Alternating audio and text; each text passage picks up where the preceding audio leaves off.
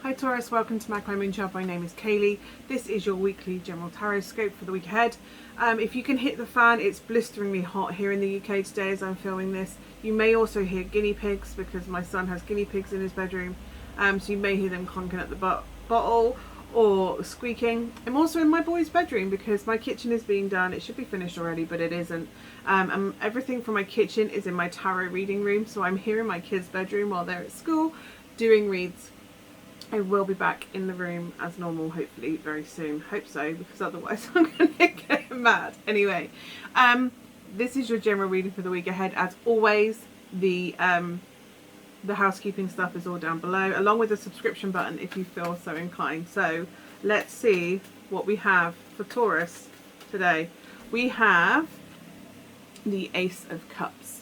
And the Ace of Cups is about looking at your emotional happiness, your emotional fulfillment. Are you fulfilled in certain areas? This can be to do with, it can be love, creativity.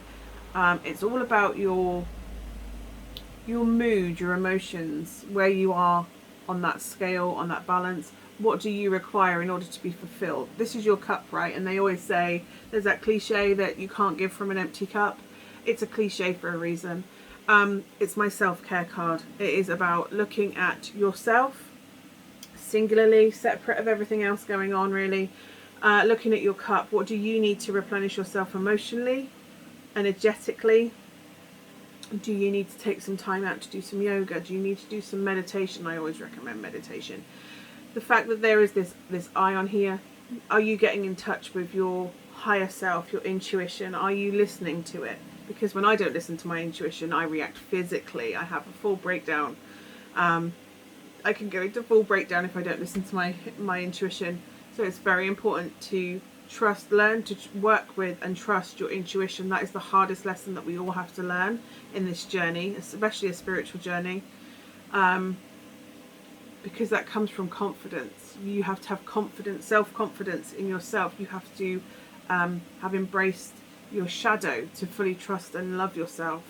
And when we say shadow work, it often doesn't get explained what shadow work is, but our shadow is that part of ourselves that we are taught or conditioned, our behaviours or aspects of ourselves that are considered shameful or embarrassing, or we've been ridiculed for, or negative. All the negative that we kind of don't want to deal with gets put into our shadow self. So sometimes we put our grief in our shadow. I mean, because we don't want to deal with the grief.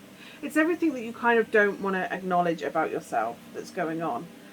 What we need to do with shadow work is to bring those aspects round. You don't have to show them off for the whole world to see, but you have to acknowledge that they're there. You have to process what that means for you, and then you have to integrate that into yourself. The more we ignore our shadow, the more we open ourselves up to emotional imbalance, more further trauma, and mental. It can affect our mental health, and when our mental health and energetic health is not great, it affects our physical being as well. The three, the mind, body, spirit, are all integrated and all interconnected to an extent where if one is hurting, it can affect the other. So if you say you have a bad knee and it's chronic pain, it's ongoing for a while, that can then take its toll on your mood, and then your mood becomes lower and lower and lower, and then you're in mental anguish as well as physical anguish, and that will then take a toll on your spirit, because you're like, well, why is this happening to me? Why was I dealt this card? It leaves your faith to whatever deity that you believe or don't believe in, but your spirit doesn't just have to be up to a higher power. And then you're going, well, everything I kind of do doesn't work. Everything I feel like I should be doing isn't working. So by doing healing on one area of your body, so by looking after your physical body, it can improve your mood. It can improve your spiritual connectedness to yourself or everything around you. So it's about looking at what areas in your life require replenishment, nourishment.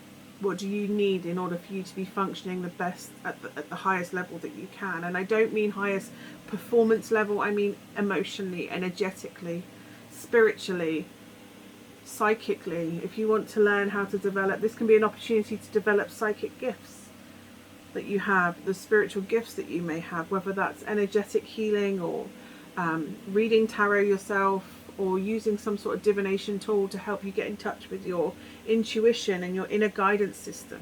That's the hardest thing we have to learn, is to trust our inner guidance system, to trust our own intuition, because that most of all is trusting self. And it's learning about what you need for yourself, because if you are not full, there's the cliche again, if you can't give from an empty cup.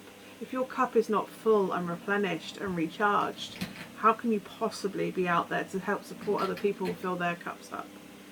It's the analogy on the plane, right? If you don't put your own oxygen mask on, you can't help anybody else put theirs on, because you won't be breathing. So it's about ensuring that you take the time to center self for a while. Not necessarily be self-centered, but to center yourself, to love yourself, to look after yourself. Because once the self is full, then you can worry about the other. You can use the excess for other.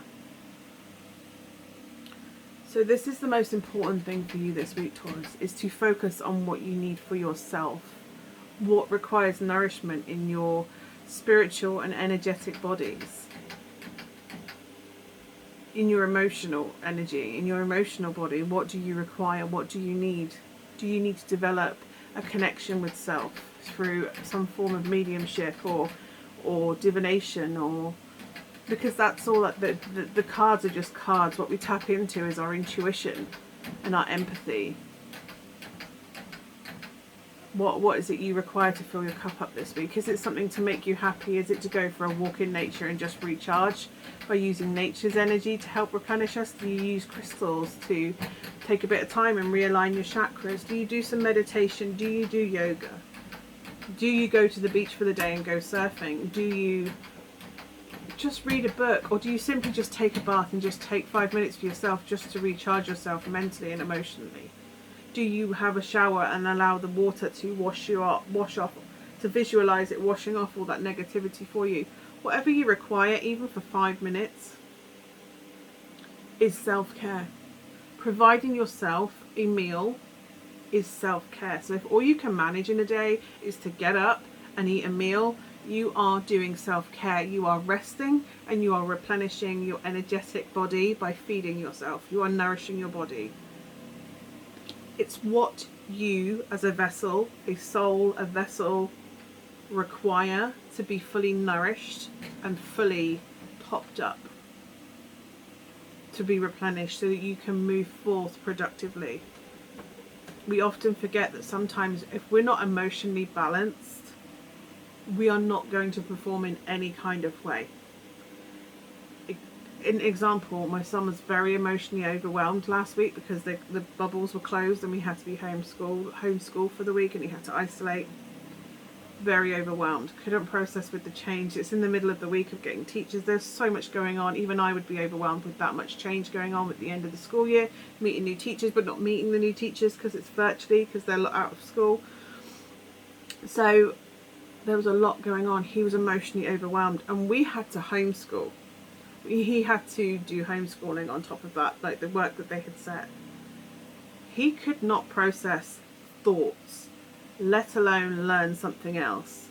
We had to allow him the time and the space to decompress whatever was going on with him, to put ourselves in that position and go, because this is so easy to do for other people, to recognize that they need time to decompress, that sometimes they are overwhelmed, and you give them the space and you sit with them. You have to be able to do that for yourself, to process what's going on inside you. You can be grieving. You could have had major, even if it's a positive change in your life, there is still a period of adjustment and unpacking what that change even means for you, even if it's positive. So this week is about allowing yourself to process emotions and assess where you are and get in touch with self, to see what level of yourself requires nourishment and replenishment. And that is the card for you this week, Leo, and I hope that is of some use to you, and hopefully I will see you again soon. Bye for now.